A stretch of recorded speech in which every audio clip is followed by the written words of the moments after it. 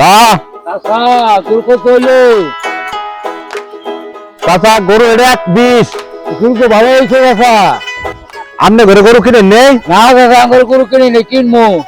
আমি এই যে গরু কিনে নিয়ে এলাম। গরু আলাদা ভালো হয়েছে। কুরবানির গরু কষাকষি করে লাভ কি? না। বছরে একবার কুরবানি দিব, বুঝছেন? হ্যাঁ পছন্দ হয়েছে কিনে নিয়ে এলাম।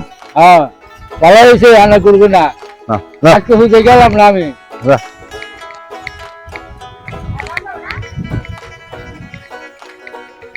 মামা আমরা ঘুরে হন না, বাড়িতে কাম আছে। শোনো, এই সামনের আর মহল্লা ঘুরে শেষ।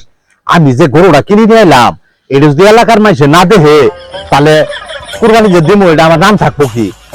এই কুরবানি দেওয়ার কারণটা হলো মানুষে আমারে হিসেবে নিয়াবো, তোমরা বালা আর এরা মহল্লা আমারে ঘুরে দাও। যাও।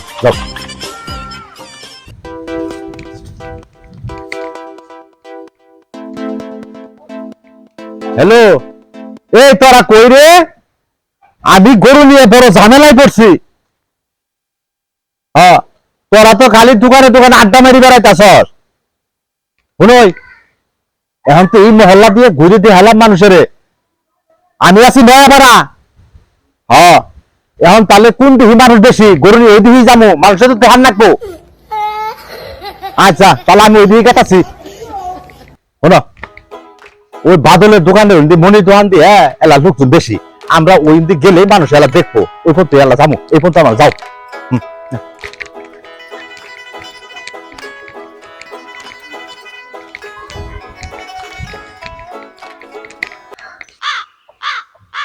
তোমার যে আমি ফোন দিতেছি, ফোন ধরো না কে? কোন ফোন দিতেছি?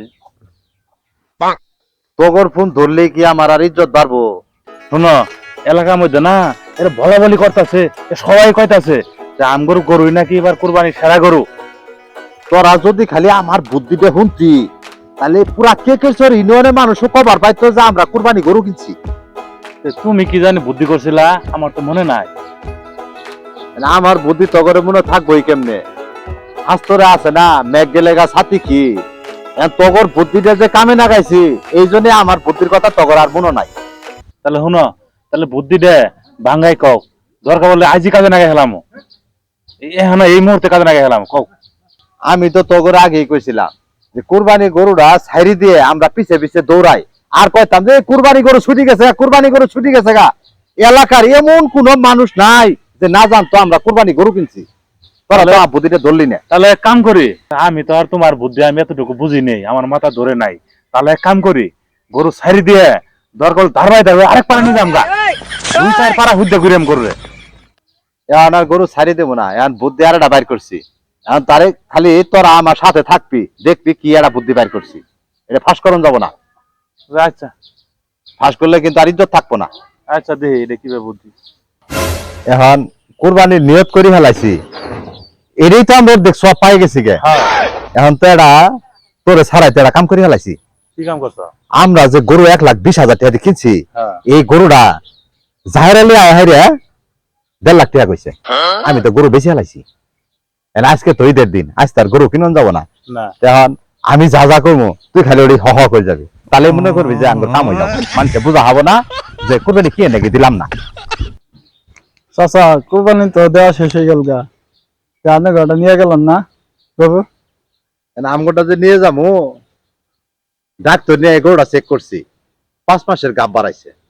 এরপরে জামে মসজিদের বড় হুজুরের গেলাম, যাই কইলাম যে আমগর গরু তো কুরবানি দেবার নাকি কিনছি, গরুটা তো গাব বাড়াইছে, কি করেন যা? বড় হুজুর ফতোয়া দিল যে গরুটা আবার কিনে দেওয়ান লাগবো। আজকে তো ঈদের দিন, আজকে তো আর গরু কিনে নিয়ে কুরবানি দেওয়ার সময় নাই, কিন্তু কি করা যায়? তার মানে মনে করো এবার কুরবানি ডাঙ্গরে বাকি থাকলো। চাচা আমি তো দেখলাম মানে দাম গরু কিনে আনলেন, তাহলে এই গরুটা গাবা হইলো কেমনে? আসলে তোমার স্বভাব চরিত্র ভালো না, সুযোগ পাইলেই খালি খুচাও। শোনো বাইস্তে, গাভিনের কথা একবার কইছি না, মনে করো ওটাই ফাইনাল। এর বহনি হোক আর দামরাই হোক, গাভিন কইছি গাভিনী। কি জাতি কথা কইলো?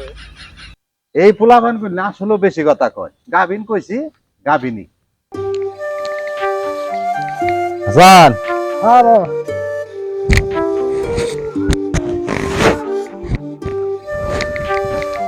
ঈদ মুবারক। ঈদ মুবারক। মামা আপনি তাহলে যান, আমি দোকান থেকে 500 টাকা ভাঙিয়ে নিয়ে বাড়িতে গেলে পোলা বান সালাম করে। আমারও তো বাড়িতে গেলে পোলাপানে সালাম করব, আমারও তো টিয়া। আচ্ছা আমি এক ব্যবস্থা করবো।